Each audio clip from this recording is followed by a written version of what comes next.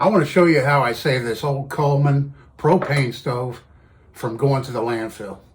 Stay tuned.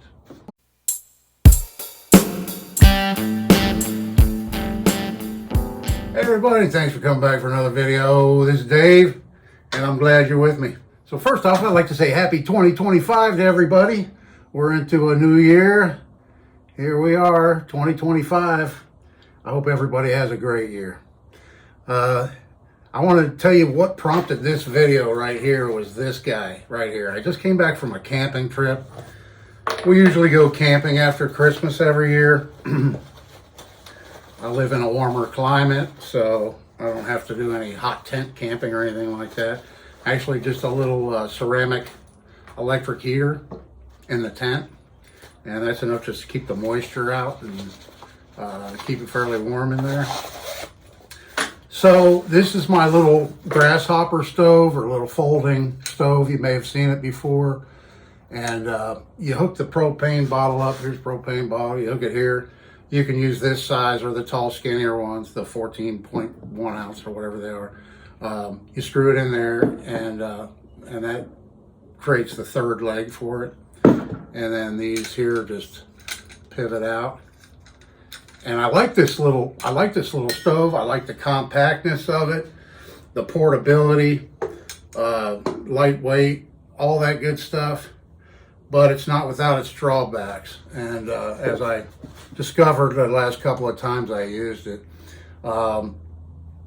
this one here is it's a Trailblazer Winchester brand, and I think it's from the 70s. I've had this thing for years. And it works really well, but there's no windscreen. And I generally, when we go camping, I cook with a campfire. I use a wood fire and cook that way. But the only thing I use this is maybe reheating food and to percolate my coffee in the morning. When I get up in the morning, I'm ready for that cup of coffee, and I don't want to be waiting around or fiddling around with a wood fire and waiting for my percolator to start perking. So I just fire this thing up, and usually have it sitting on the ground or on a picnic table or something, and put my percolator up there. Well, here's the problem. It was windy on the last morning we were there, got up, and after like 15-20 minutes, the percolator still wasn't percolating. So I had to keep moving around, find a place out of the wind. I took a plastic tote lid one time, made a windscreen with that, and that worked that time. But just because of that fact, I started thinking about, well, I used to have a Coleman propane stove, and 2-burner propane stove, and it worked really well. It was I say a newer one, nothing like the new ones they have now with the automatic igniters and everything, but definitely newer than this one. I probably bought that one maybe in the mid to late 90s, I'm guessing, or something like that. And then this one here, I'm going to show you, and I'm going to show you all the mods I did to it. I found it at a thrift store for $10, and it was $10 because it didn't have, this model here is the 5400 A700, and it was made in November of 1982. It's actually stamped on the bottom, and I just got this thing done this morning, but there you can see the date when it was manufactured. And the reason I got it so cheap, or what I feel was pretty cheap, $10 at a thrift store, it was missing the regulator and the hose. This model here didn't have the hard pipe for the propane. It had a flexible rubber hose that hooked in just like they all do right here on the side. You know, right here is where it originally hooked up. And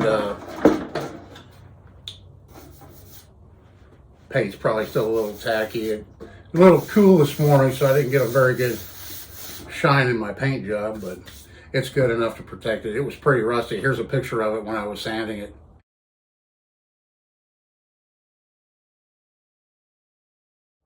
Yeah, so it was in pretty rough shape. But here's some of the guts out of it. So it was missing, this knob here was broke off, which is pretty common on these stoves. because the knobs, are out there on the outside, and they're subject to getting bumped and break off pretty easy. So that's pretty common to find. It's pretty common to find these with broken knobs. Other than missing the knob, it was missing other than the broken knob, the main thing, because I can make a knob, or you can probably still buy and find them, but it was this right here.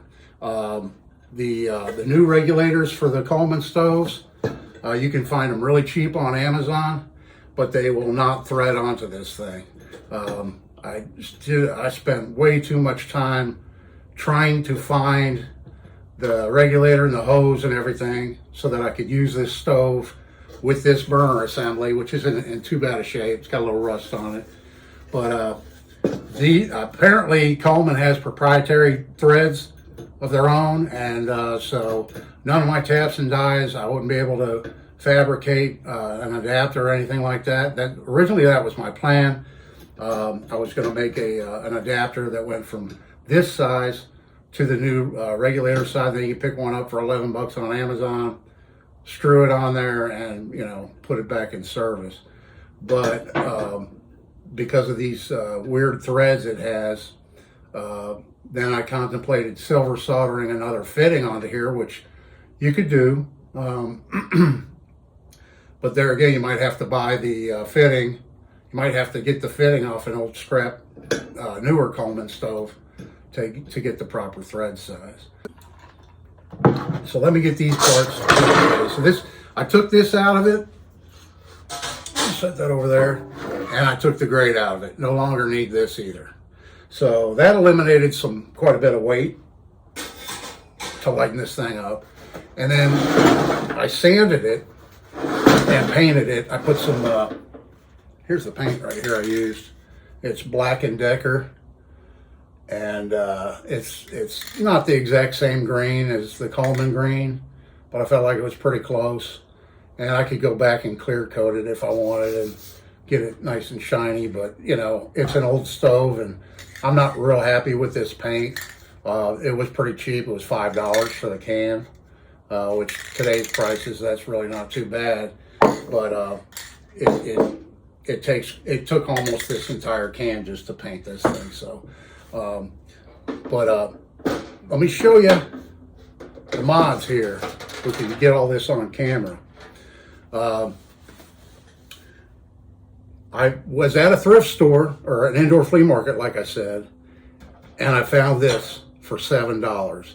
And what it is it's a American Camper or Ozark Trail Walmart brand propane stove.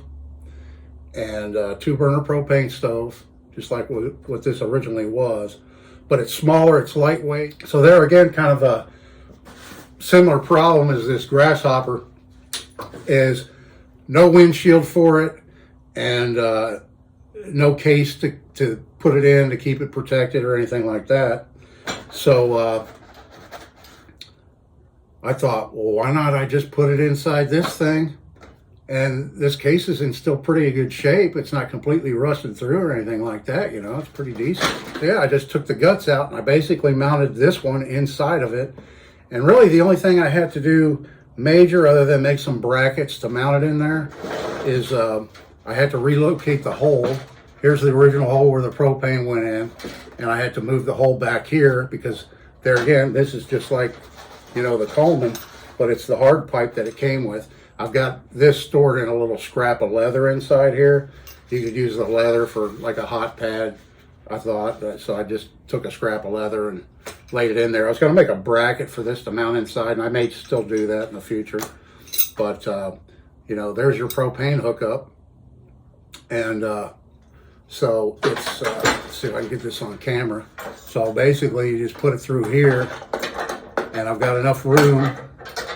You just put it through here, and then I've got enough room in here to where I can screw it on the side. So yeah, basically you just put it in like you normally would, and there's plenty enough room in here to get your fingers to tighten this knurled fitting in there. And then I'll go ahead and screw a bottle onto it.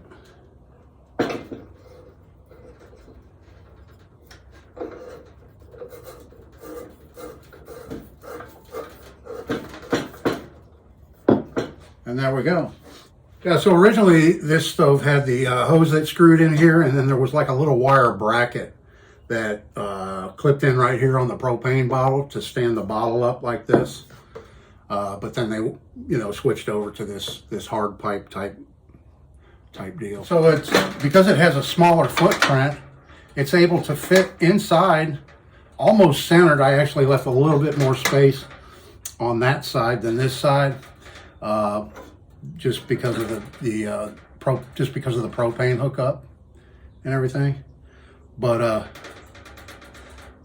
here's the control knobs are right here inside now. So I like that because, you know, they're protected from getting broken off, being inside. Gives it another element of protection. Another little thing I did too, super simple, but I always hated on my other stove, and the other Coleman stoves that I've had in the past, when you lower this, your wind deflectors right here are always flopping.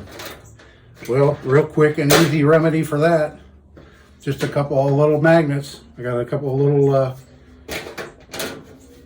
magnets right here. Here's one right here for that one, and there's one there for that one. And so now when you close the lid, your wind deflectors don't flop down. I thought that's a pretty cool idea. I'm gonna go ahead and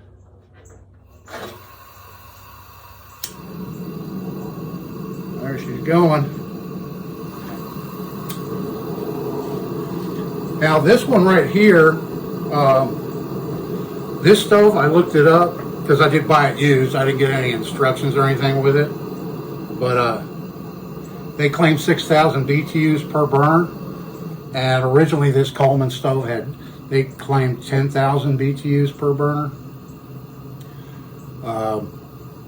So not too far off. I haven't tried this out yet, but yeah, it's putting out some heat. I'm sure it's gonna work just fine. Yeah, these have a little O-ring right here that's very important for your seal.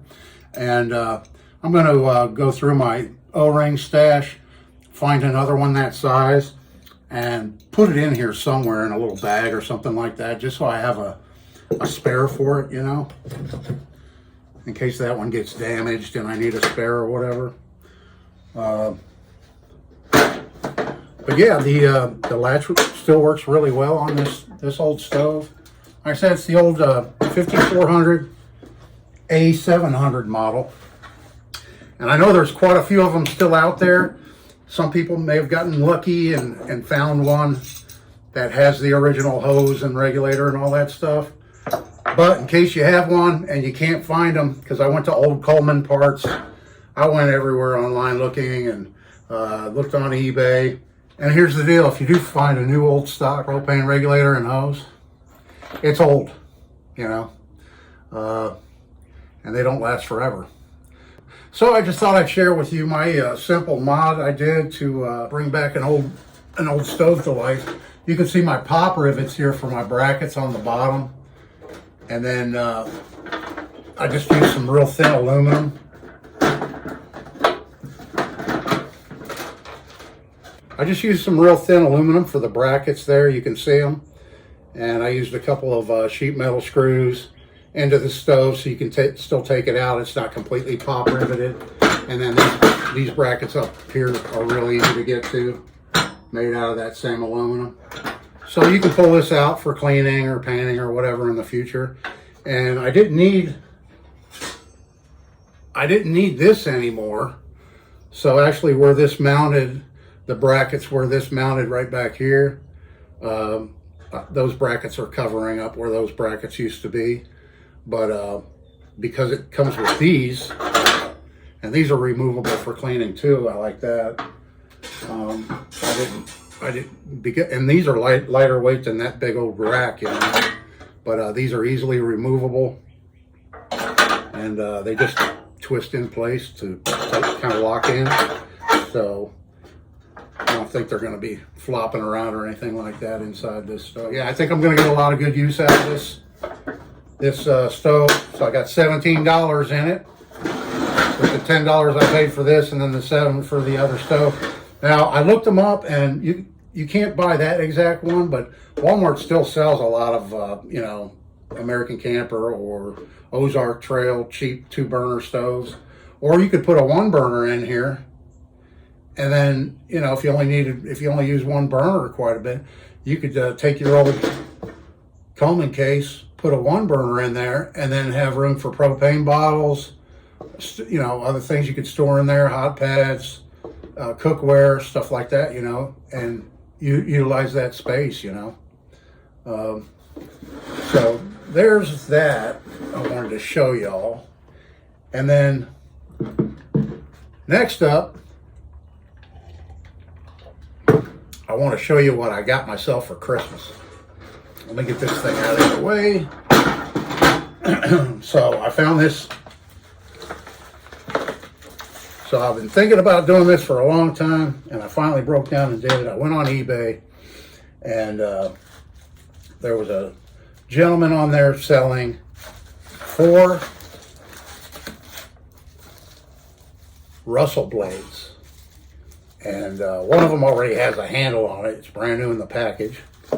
This is the Dexter Outdoors 5-inch traditional, made in the USA, wide boning fillet knife. And I guess it's the 1375 model. That's the number on it. I haven't even taken it out of the package and looked at it. But I am a huge fan of Russell Green River knives. And I've never owned one. And I contemplated ordering the blades, and I went to a couple different places that sell, you can still buy these blades. And I went to a couple of places that sell them, and they seem to be averaging around $15.95 each, something like that, plus shipping. I got all 4 of these for $39.95 on eBay. This guy had them sold. And here's a half tang, one right here. And you can see it's stamped Russell, made in the USA, right there on the blade. And then I also got, this might be my favorite, this style here. And it's marked Russell Green River Works, made in the USA, 4215. And that's this one. The only thing I'm disappointed about with this blade is that it has the 3 rivet holes. Of course, I could use just 2 of them or use all 3, but some of those older ones that have the smaller pins, they'll have like 2, 4, 6, 8 pins, you know, around it instead of rivets in the middle. Not sure how well they heat treated the tang. If it has a lot of heat treat to it, I might be able to drill it with cobalt. I'll have to try and see. It's not going to hurt it to just drill another hole in it somewhere and see if I'm able to do that. Yeah, I'm not really quite sure what kind of handles I'm going to put on these blades yet. I have to look through my stash and see what I have. I know I have some East Indian rosewood and some Brazilian rosewood, and I still have some cocobolo. Got quite a bit of walnut. We'll just see what I come up with. Maybe even stag. I think I actually have a piece of elkhorn that might work for one of these. And then last but not least, the 4th blade is right here, and it's the butcher blade pattern. And I think this one might be, yep, it's got the same blade stock as this one here, same thickness. And yeah, it's these are all high carbon steel. They're not stainless. There's a little bit of surface rust on the tang of this one. Not too bad. Well, on all of them, but it's not bad at all. These were stored properly and everything. I'm not sure how old. He didn't say how old these were. If these are like new old stock or they were recent purchases. I'm not sure.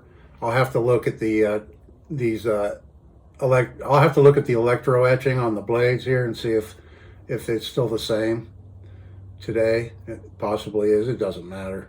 But yeah, I'm really looking forward to making some handles for these and some sheaths.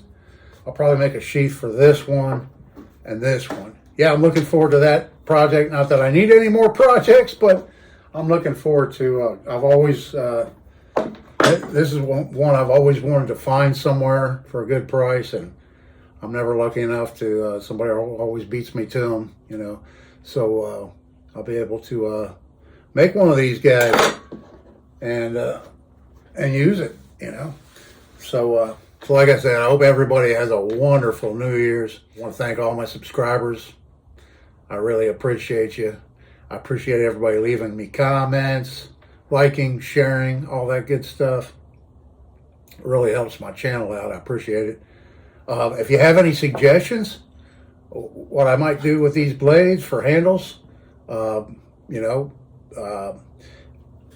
one thing too I could say is, I never saw one before in real life, but online, Russell had a finger guard that could attach right here to the handle and bend it down. It was kind of like looked like it was fabricated out of a thick sheet metal, you know, maybe like a 10 gauge or something like that. And I think it just pinned on with like maybe 4 brads to hold it onto the handle. And it created like a little finger guard down here. I thought that looked kind of cool. I could make one of those. Yeah, I've seen some that had cast pewter on them too, some of the older ones. So I could always incorporate that in. Oh, look what I just found. Came with a tip protector in the package here. That's cool. So yeah, let me know down in the comments if you have any ideas for what I can do for handles and stuff, and pommels and bolsters and everything on those knives. And I really appreciate you watching, everybody. This is Dave. See you in the next one.